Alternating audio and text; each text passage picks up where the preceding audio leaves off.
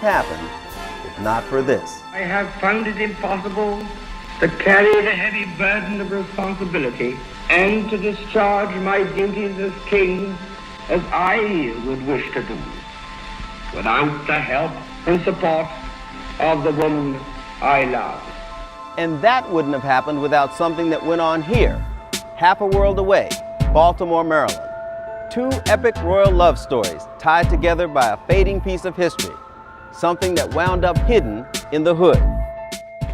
The problem in 1936, when the King wanted to marry Mrs. Simpson, was the fact that he was head of the Church of England, which did not recognize the remarriage of divorced people. And he was aware that at the coronation, he would take the coronation oath, which would have effectively prevented him from marrying Mrs. Simpson, because he would have to swear at the coronation service to uphold the traditions of the Church of England, which, as I say, forbade the remarriage of divorced persons. The fact is, Mrs. Simpson wasn't unsuitable because she was American. She was unsuitable because she had two husbands living. And that's what the British government wouldn't accept. And it's also what the colonial governments wouldn't accept, i.e. the governments of Canada, India, Australia, and New Zealand, and the various other countries of the empire, all of whom had to be consulted. Phil, here we are right next to Wallis Warfield's home practically, and you've erected this wonderful museum in her honor. But what frustrates you about most Baltimoreans and people in general who know or don't know about the Duchess of Windsor? They don't have a clue. King Edward VIII gave up the throne to marry this woman. It was amazing that it was huge news then. It was an enormous news. It was in the papers all the time. Afterwards, they were constantly in the papers. She was the best dressed woman in the world. They were fashion icons. They went everywhere. They knew all the famous people in the world. They led fascinating lives. But yet, people in Baltimore don't have any clue who she was. They just don't know. It's just amazing. Alexandra, other than making the King of England give up his throne for her, what was Wallis, the Duchess of Windsor, also known for? Well, she was certainly known as a fashion icon of the 20th century, and I think it was justified. She had a very specific style. She patronized some of the top designers of the day. This example is known as the monkey dress, and this was a dress that she probably wore once. It was designed by Givenchy just for her, and it's made of a silk organza, and then embroidered, all hand embroidered with a monkey band. So each of the monkeys is playing a different instrument, and this is a play on the German porcelain monkey bands, which I suspect that she had seen, either owned by the Duke or in one of the houses she was in, and custom made for her. There is no other monkey dress. It came to us through one of her friends and relatives outside of Baltimore, and delivered right to the museum. So we also have a wonderful photograph of her wearing it, done by a Baltimore photographer. So there's a great Baltimore connection to this dress as well. How do you feel about the fact that most people in this neighborhood, let alone the city, most people don't even know who she was? Well, they don't even know who she was or even where she lived. But then again, I hear stories that she lived everywhere, all over the place. That's just not true. There were very specific places where she lived. And 212 Biddle was one of those places, which is 3 doors away. The only reason we had this museum was to enhance the house to raise money for charity. And I would say most of the people on this street, with the exception of a couple of renters that I don't know, they know. They know where she lived and they know all about her. Well, it sounds like he also gave up his fortune for her as well, with all these beautiful designer dresses. I think he was very supportive of her fashionista tendencies, because he himself had a great interest in costume.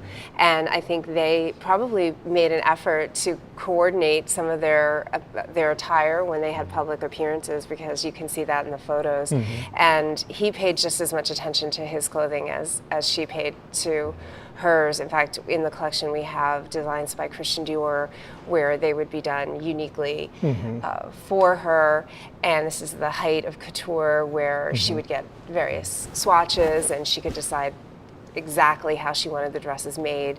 So it must have been really lovely to wear only couture clothing for your entire life. I feel so shabby here. Well, she was really petite. I Yes. mean, look at this waist size. What is this, like 20 some inches? This is about 25 inches, so much smaller than the average woman today. She was a very religious dieter. That's how he could afford these dresses. Low grocery bill.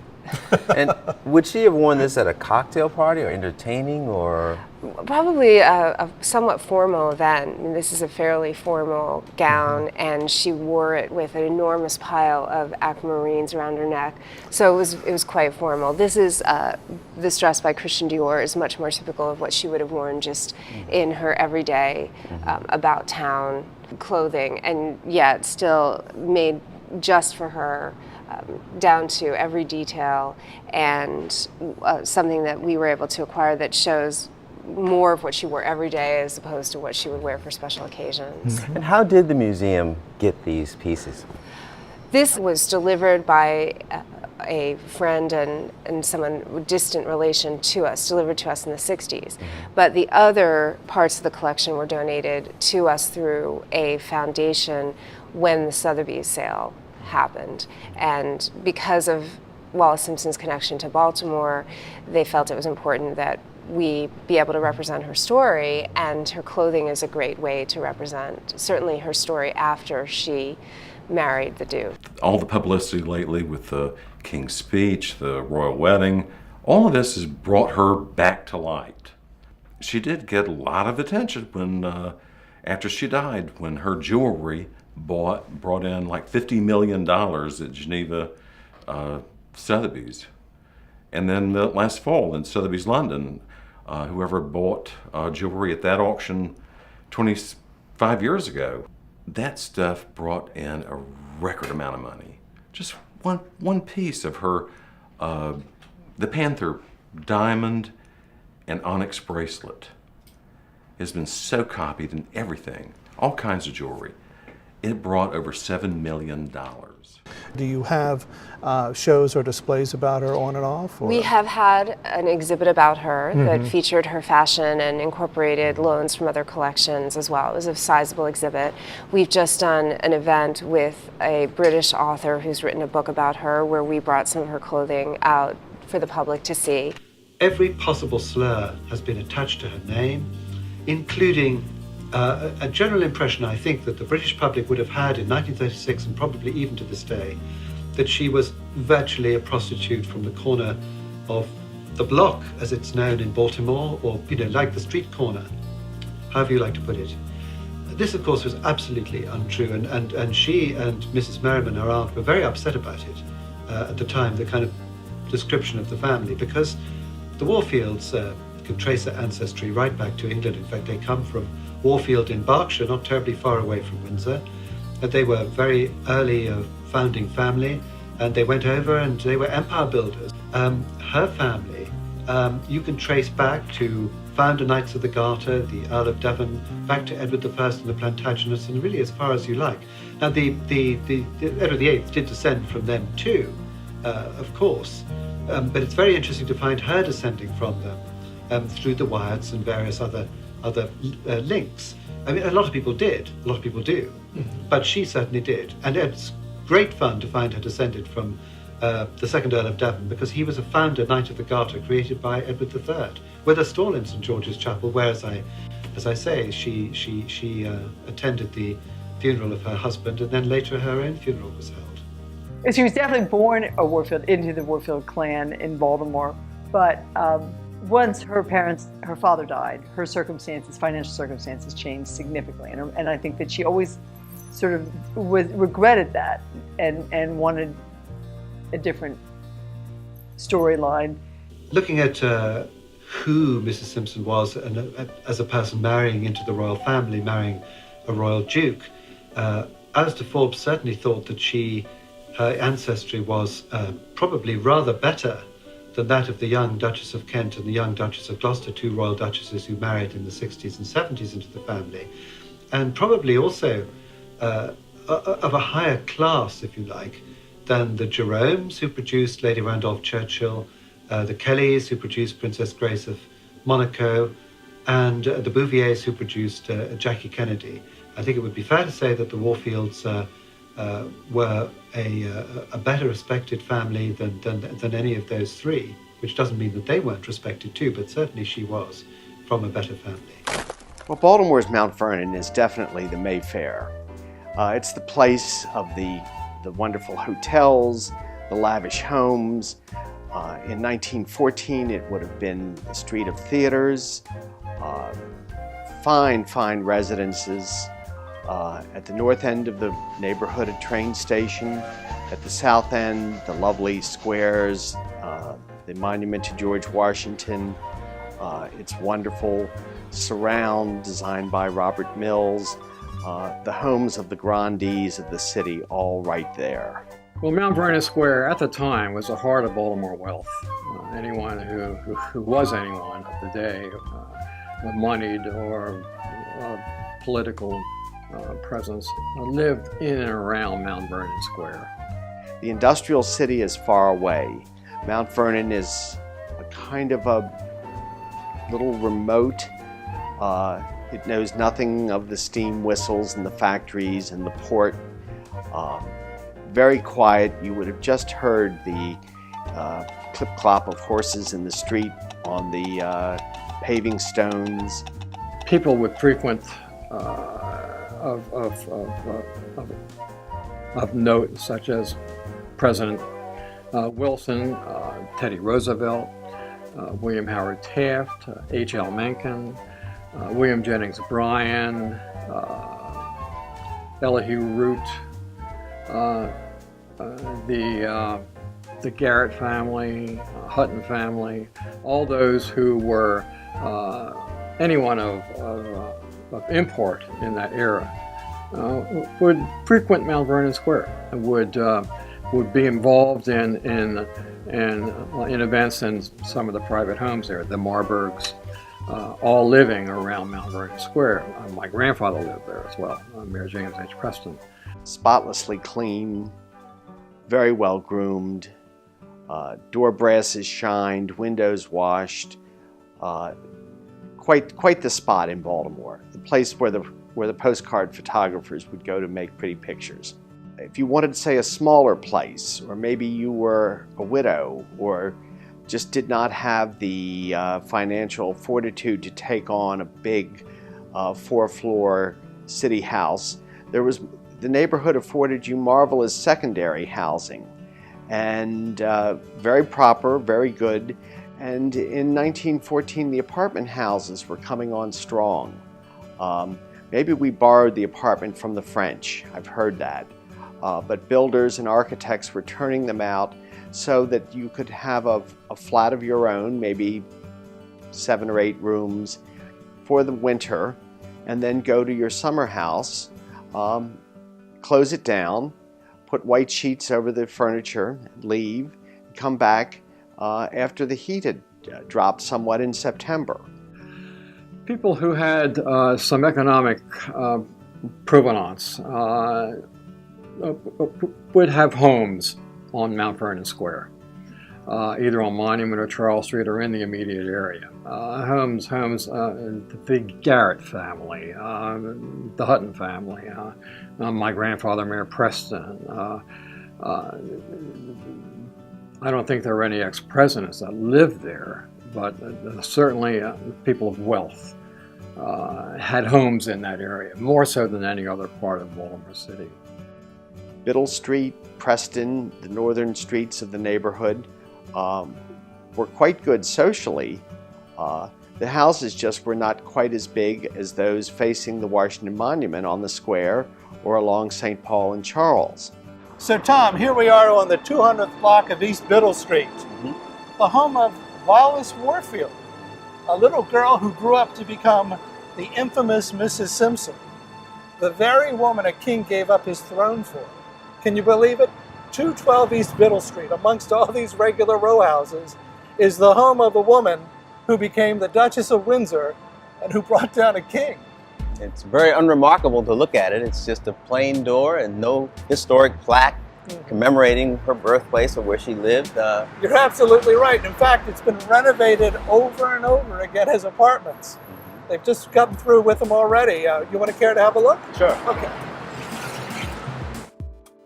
Scott, it's totally empty in here. That's right. It's been renovated several times. But you know, back during the abdication crisis in '36, the people who owned this house were actually giving tours of it.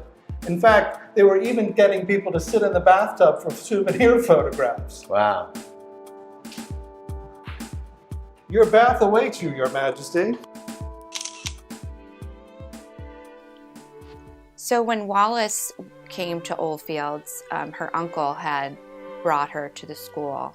And I think his intention for her was to have a place to be and to be cared for, to get sort of this nurturing feeling of family, and to have the ability to be finished off with some manners and etiquette, but also to take advantage of the German that we were teaching back then, and some of the science classes that were offered, and to just have a place where she could be cared for.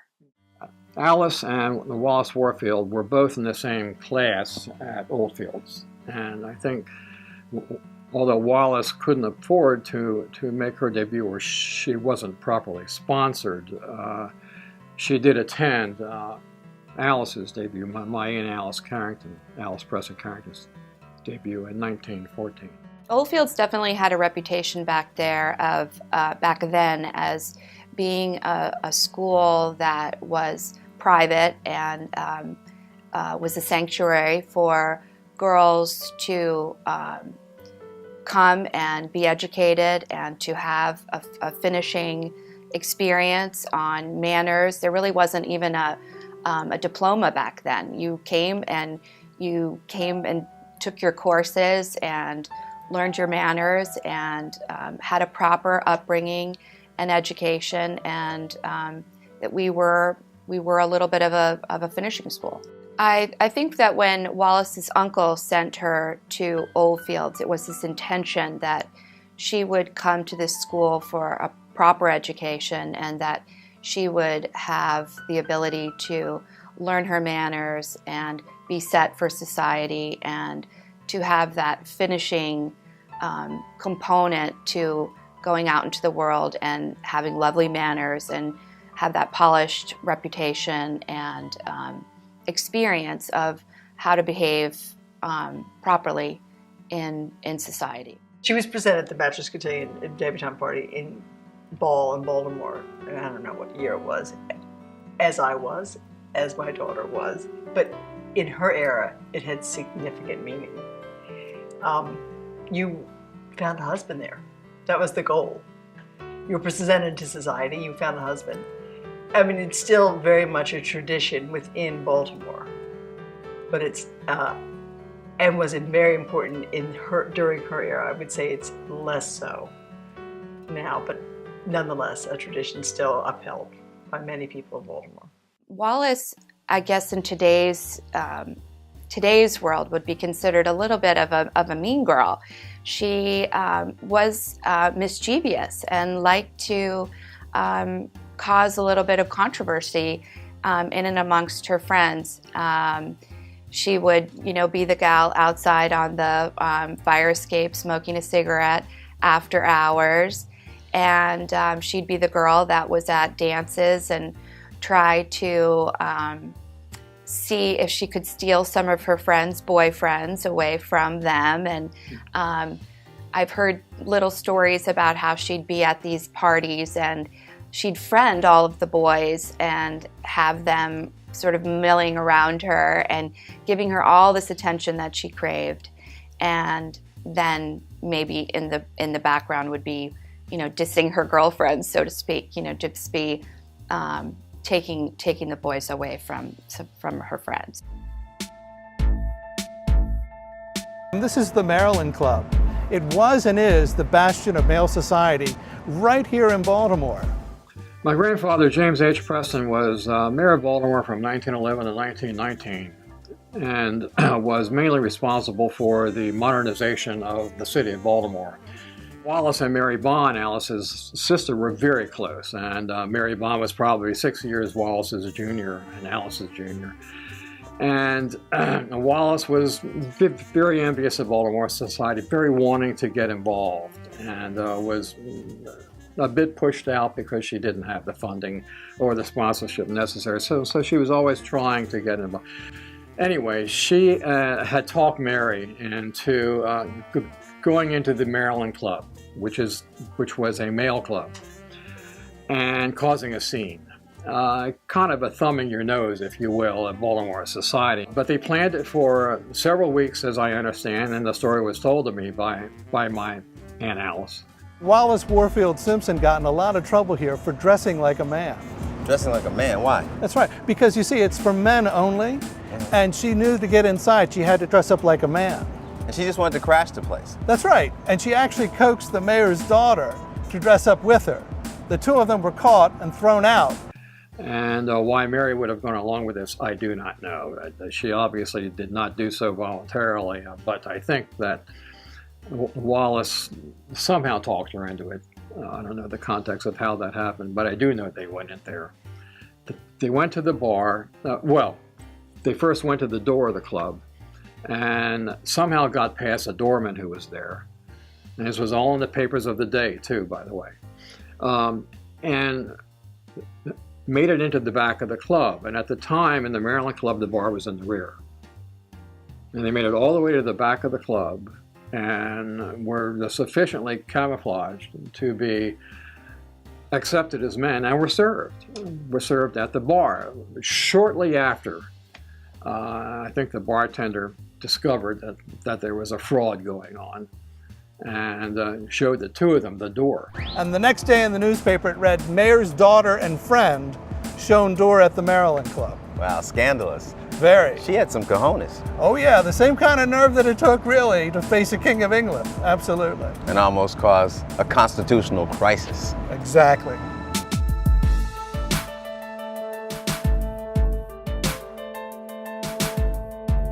Baltimore is a town where we admire bloodlines, and certainly in the early 20th century, the social column of the Sun and the Old News and American was read as intensely as the news columns. And of course, the following day, I think this happened on a Saturday, but it might have been on a Sunday or Monday, on the headline of the Baltimore News American for that day said, "Mayor's daughter and friend shown door at the Maryland Club." And of course, that was the ultimate embarrassment for the family. Even people who were not in the social register would read of the doings of Mrs. So-and-so and who was at tea and who was off to Bar Harbor and who was off to Florida. These were given a great deal of attention in newspapers in Baltimore. In Maryland, you have to be very careful with what you say about anybody because you could be related to them, and you often are. So. And no one knew at the time that the friend was, well, they knew it was Wallis Warfield, but Wallis Warfield meant nothing back then at that time. But that was the embarrassment. I have worked in papers for almost 40 years and remember the great society editors of the day, and remember even my own parents reading the social notes. We respected it. Even if you were not of that class, you still sort of knew who the people were and stepped back from them. You know, Tom, this church is very significant. It used to be called Christ Church, and this is the site of her first marriage, which ultimately meant also her first divorce. It was an Episcopal church and certainly the center of society, but not anymore. You'll notice it's changed with the neighborhood. Here in Maryland, she was definitely a Warfield, and she was proud of that. She was proud to be a Warfield. But when she divorced both of her husbands, it was frowned upon by her long extended family here, as it was sort of an uncommon practice during that time, unacceptable practice. Because I think the true story is extremely interesting, and endless discussion can be had as to what were her motives, with the king? What were his motives towards her? I'm fairly certain that I'm right in saying that he wanted to go, he didn't want to be king, that she was fascinated by him and obviously deeply flattered by the whole thing, and then would have liked to escape. I think that's pretty much what happened. She was tragically sad. She wanted to have a sophisticated, chic life with the prince, and with the abdication, it spiraled out of control. She could no longer have the obscurity and the fun that they had. They were having fun until the abdication. I think they were having fun. They were in love, or appeared to be in love, and I don't think had thought through the end game of what was going to happen as nowadays people do. I mean, I think she just wanted a certain lifestyle that she felt was denied her as a child, and she was going to get it come hell or high water. After that, of course, it must have been very difficult for her, and he, of course, remained totally obsessed and devoted to her till his dying day. I mean, her Swiss secretary told me that, wasn't it wonderful when the Duke, the Duchess was going to the hairdresser, that she'd come down the stairs and the Duke would come down the lift to see her into the car, off she'd go. When she came back, there he'd be on the front doorstep waiting to greet the car and escort her back into the house. And I thought to myself, well, in theory it's wonderful, but in practice it's actually ghastly. I mean, if you want a spaniel, buy one, don't marry one. To have somebody following you around, and apparently, he was always insecure and always thinking she was going to leave him and sort of dreading something awful was going to happen. I mean, it would have been terrible if she died before him from his point of view, although it was equally terrible what happened to her later on by outliving him by 14 years.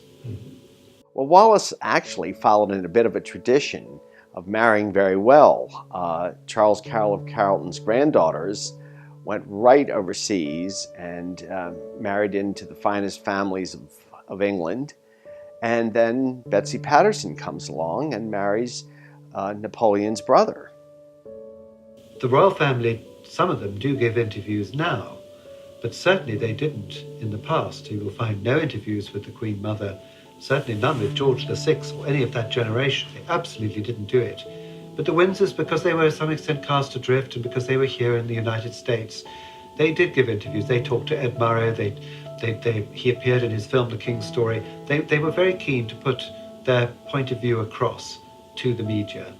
So in that sense also they were trendsetters and they were ahead of their time. And I suppose that the style of Mrs. Simpson as Duchess of Windsor, actually, fun enough, very much was mentioned at the time of the recent royal wedding, that they said that some of Kate Middleton's outfits were inspired by the Duchess of Windsor. And she has, in every sense, in the last year or two, come very much into the forefront of people's minds. And so she has become, again, a kind of style icon and a person whose position and plight and place in history and whose motives and things have all been re-examined. And on the whole, I think she's coming out a bit better these days than she did beforehand. Although we don't have it on view every day, it is something that through our programming we're able to bring out and share with the public and of course make available if there are special requests. I would say the monkey dress, along with some other things in the collection, are the most popular objects that are requested, and I think last year I probably brought the monkey dress out about 10 times. So it is a known and very iconic object in our collection. What's the deal with the monkeys? Why monkeys?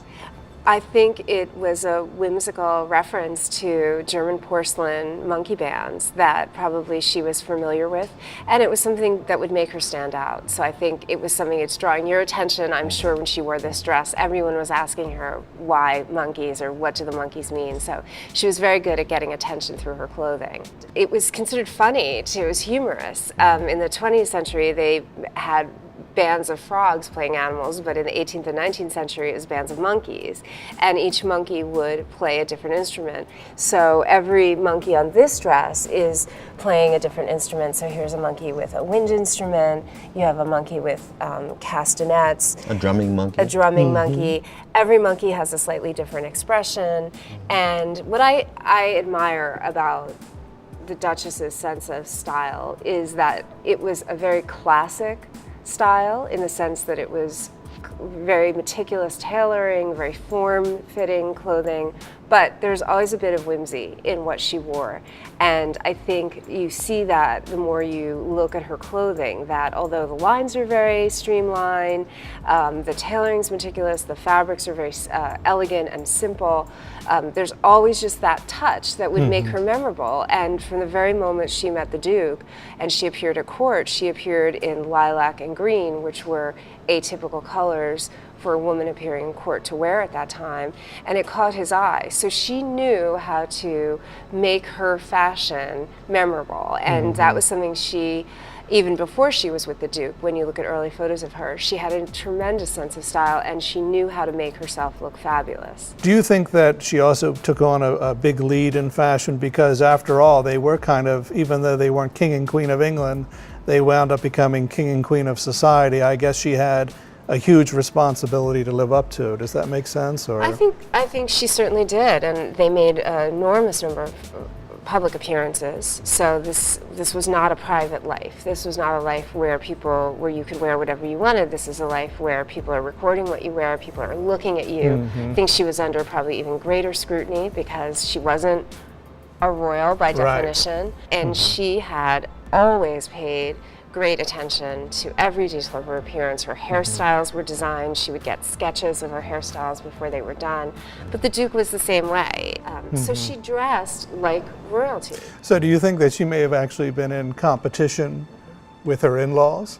Oh, I think she was probably much more stylish than any of the royals. She was ahead of them. Yes. She was ahead of them, but she also had the freedom to patronize the designers she wanted to patronize. Did clothing manufacturers copy this dress?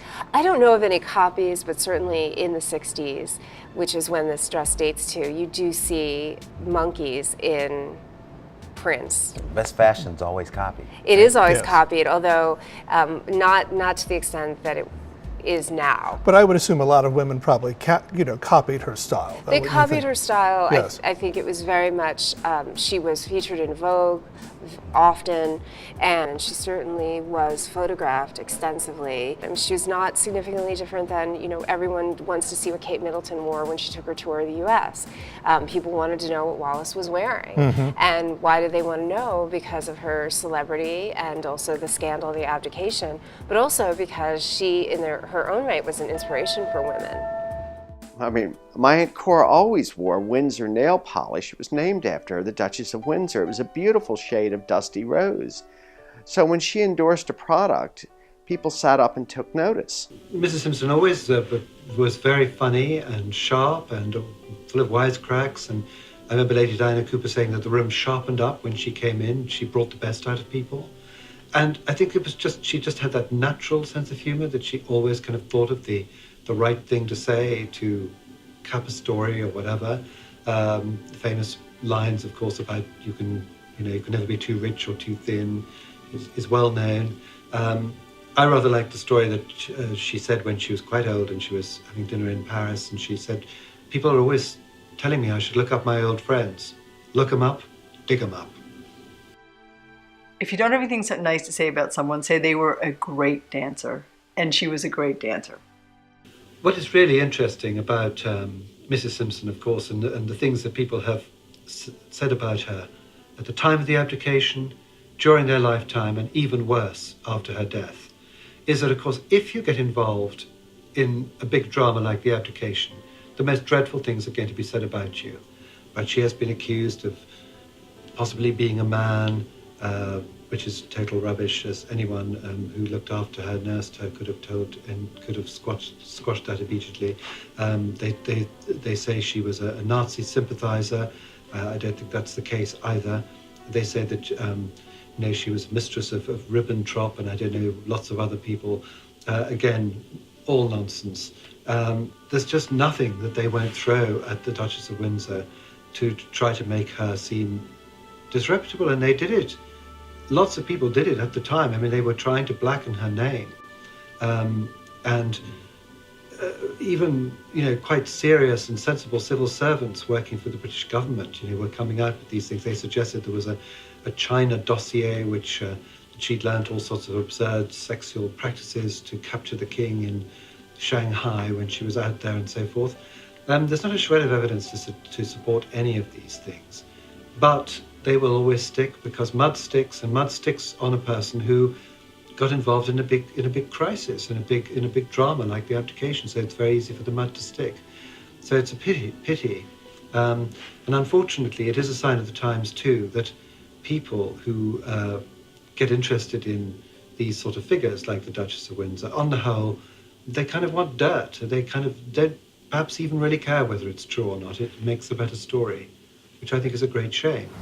One of the most interesting things, Scott, which no one would think of, all the coronation souvenirs, all these books written about her. I have all these newspaper clippings. One thing is this CD of the FBI files on the Duke and Duchesses. Oh my gosh, isn't that amazing? Wow. And if you look at it, their accusation of being Nazi sympathizers. In this, there are 4 letters written to J. Edgar Hoover, and they're handwritten. 2 are anonymous. 2 have return addresses.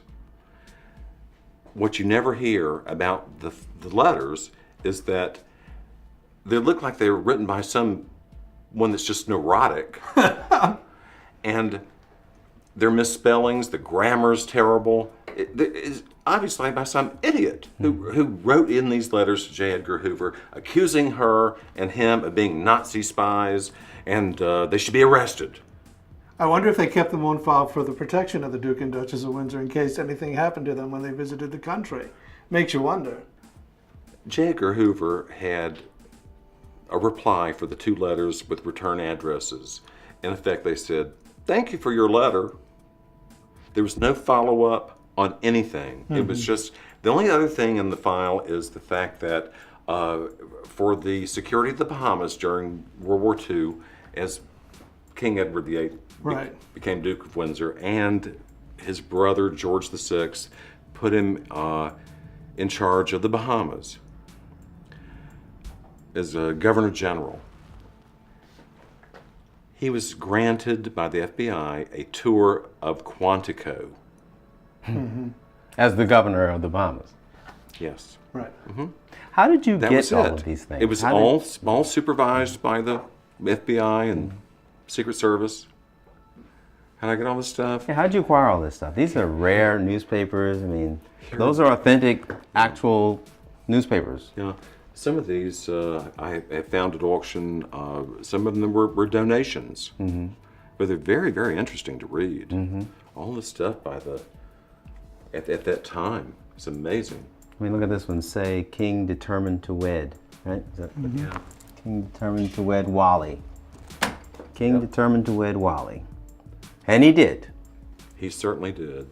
The question should really be asked is, what would have happened if she hadn't gone to France and if she'd stayed around and had managed to persuade him not to abdicate, which she might well have succeeded in doing. She always thought that he was a man who'd known to have had several mistresses and girlfriends in the past, and that her star would wane, and at a certain point she'd probably go back to nice dull Mr. Simpson with a few jewels to her credit. And I think Mr. Simpson wasn't so convinced that was likely to happen, but it's interesting to think that she never thought that it would go much further. Had he stayed as king, some people suggest that he might have got away with marrying her at a later date. I'm not so sure that he could have done on account of the coronation oath and various other things. I think that they put forward a pretty strong case against this marriage. But it might have been that if he had established himself as king for a few more years, perhaps quietly married her, as some other kings in history have done, particularly abroad, he might have got away with it. But this is one of the big ifs of history. I think probably that it all turned out for the best, except maybe for the Windsors themselves. I'm not sure whether the life that they later on led will have made them particularly happy. I think that it's good advice to give any young people that if you have to make the choice between duty and happiness, choose duty, because it'll always make you much happier in the long run. And they did the opposite. She commanded a respect similar, I think she was perhaps supplanted by Jacqueline Kennedy, but nothing was said against her. Her appearance at a party ensured enormous attendance. You had to see what she was wearing. Her lipstick was copied. Her nail polish was copied. I was very lucky to go over to the Duke of Windsor's house in 1972, shortly before he died, to see his private secretary, and somehow got tangled up in this story and got fascinated by both of them. I was already very, very interested. I'd read their memoirs and so forth. But very soon after that, the Duke died, and then the Duchess fell ill, and nobody quite knew what was going on. The awful Metro Bloom sort of moved in and took control. And I kind of lived through all those years, talking to the private secretaries and hearing various conflicting stories about what was really happening and so forth. And then some years later, the Duchess's personal secretary, was a Swiss girl, a little bit older than me, she said to me, really, you should write this story and I will help you. And the main story I was writing was about what happened to the Duchess after the Duke died, when she fell into the hands of her lawyer.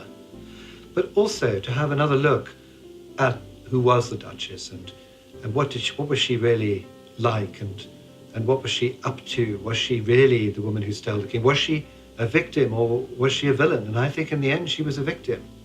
And it's been very interesting in these last months, since the book came out in London last April, going around and talking about her to audiences who you would think on the whole would be quite unsympathetic and had certainly been brought up to dislike the whole idea of her. They have begun to consider her in a different light, which has been very pleasing and I think is fair and correct. I think if you're looking for a villain, unfortunately it's him, not her. I think she certainly, I think we might call her a gold digger, and or, socially, she had her sights set very high. She set them very high. Of course, the kings and queens of England have traditionally been buried at Westminster Abbey and various other places. And since George III built the Royal Vault in St. George's Chapel, St. George's Chapel, Windsor, has by and large been the place where the kings and queens of England are buried. There are 11 kings in St. George's Chapel, including King George V of Hanover, who was a cousin of Queen Victoria's. Queen Victoria herself built a mausoleum at Frogmore, which is in the grounds of the castle, if you like, the home park. Edward VIII did not know where, the Duke of Windsor didn't know where he was going to be buried. He contemplated being buried in France. I think I'm right in saying that James II is buried in France, and I think he thought for a time that he might be buried there. But he also decided at one point to buy a plot in Baltimore in Greenmount Cemetery, and he got his friend Clarence Miles to investigate this and to purchase this plot, and that was going to be another alternative. Actually, as early as 1961, it was decided that he would be buried at Frogmore, where since 1928 there's been a private royal family burial ground, which is where his brother, the Duke of Kent, was buried, and he actually in 1968 attended the burial of Princess Marina, and this very much crystallized his wish to be buried there. But of course there was one very important stipulation, which was that the Duchess of Windsor should be buried with him at his side. As much as she was the girl from Baltimore, she was the girl who had made it from Baltimore, and she made it enormously. And I think people smiled a bit when they saw her, because they knew she had taken chances and she was daring and she had pulled it off.